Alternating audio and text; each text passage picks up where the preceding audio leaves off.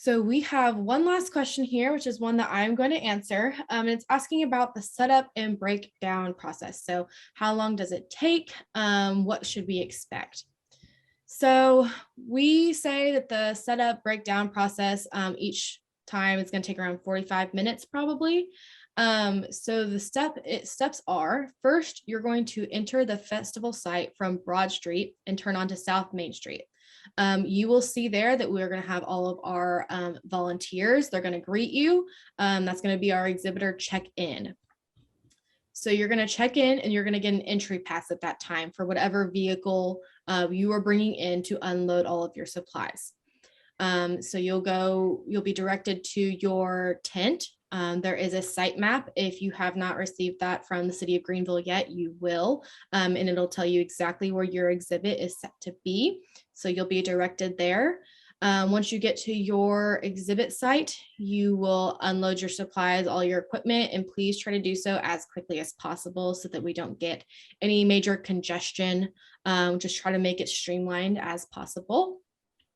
And then once you've unloaded everything that morning, you'll be instructed on how to leave the festival site to go park afterward. And that's the parking that we've talked about with parking garages or county square, any of those options. So once you get there, you have between 7 and 10 a.m. because we want you to be set up around an hour before the festival starts. And all exhibitors must be there by 9 a.m. on the 2nd. And that's, again, just to make sure that we have plenty of time to get ready that morning. So after all of the festival is over and we're ready to start breaking it all down, I've already mentioned that PPR is going to be the ones coming in to take all the tents, the tables, the chairs down.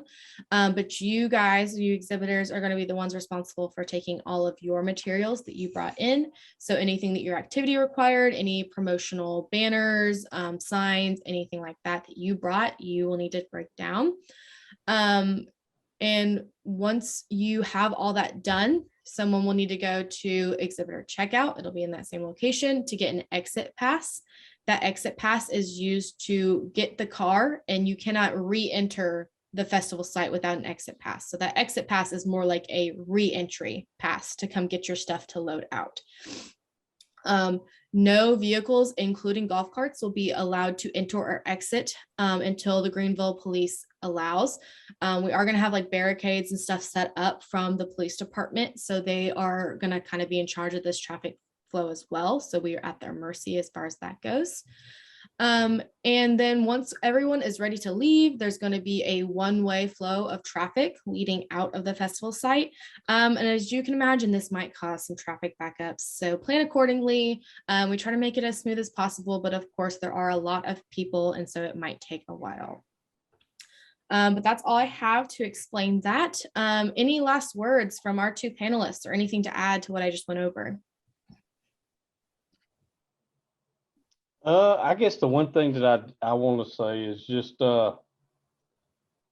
keep it fun. I mean, and you know, because sometimes we all get caught up in the pressures of trying to make sure we're representing the company and that kind of thing. But if you remember your audience, these are families with young kids to probably high school, and you know, you're just trying to show them experiences that will relate back to the STEM or STEAM initiatives. And so I think keeping anything hands-on and active and fun is the key to creating a very positive experience for them. So. Yeah, definitely. I 100% agree with that. I think keeping it fun, high energy, remember, you know, the passion. These kids are eager to learn, eager to participate in activities, you know, take pictures, have fun with it. I mean, it's a day of, hopefully there's gonna be great weather, and it's gonna be a day of a lot of activities, a lot of fun. We'll be teaching a lot to these people coming to each booth, each activity, and yeah, I mean, have fun with it. Awesome. Yes, that is. One other thing that. Go ahead, Eugene. Yep. Go ahead. No, I was just going to say one other tactic that that I had to use in the past, not necessarily with this particular event, but I started running low on giveaways and that kind of thing. you can always create some kind of activity where they have to then start engaging a little more instead of just picking up a particular giveaway. And that alone will slow down some of the some of giving away of the product or whatever, as long as you don't have long lines and that kind of stuff. But because people's natural tendency is to, if you can create a game out of it, people love to win. And so when you can create a lose win type situation, even when they lose, they still walk away with something. But maybe you only have 10 water bottles left, but you got 200 tubes of chapstick. So maybe if they lose, they get a chapstick, but if they win, they get a water bottle or something. Those are just examples, but I do know we've had to do that in the past where we were underprepared, and we needed a way to kind of keep things moving and make them exciting. So we turned it into a game of chance.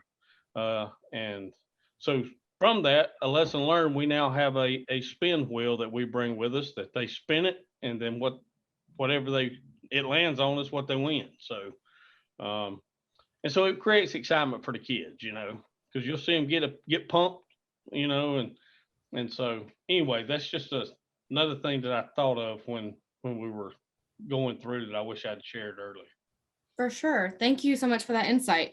Yeah, we really want Festival Day to be fun, exciting, but we also want to challenge these minds of these young kids. They want to be challenged. They want to learn. So just really incorporating all of that, and it's going to be a great, great Festival Day. So just some closing remarks here. If you haven't already, please submit your required documentation.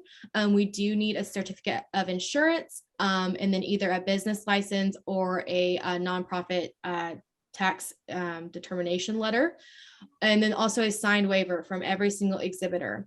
Many of you have already submitted that, so we appreciate that, but anyone that hasn't, if you could please get those to us as soon as possible. You can submit those through a portal on our website. And then last little thing here is just share about the festival. We are all very excited about April 2nd, and we want you guys to share with your friends, your family, your colleagues, anyone you know, anyone you think would be interested. This is a whole community event. Everyone is welcome. We want this to be accessible. Along those same lines, you can follow us on Facebook, Instagram, and Twitter. We're posting stuff all the time to keep people up to date, to get people excited. Feel free to share our posts and retweet. We would really appreciate that. And if you have any lingering questions, concerns, logistic problems, please contact me, Lauren. My email is listed there on the screen, or you can find it on our website, or Dallas. Her email is there as well and is also on the website. So we appreciate you guys for being an exhibitor at the 2022 festival. We are so excited to see you there. And it's going to be a great day on April 2nd.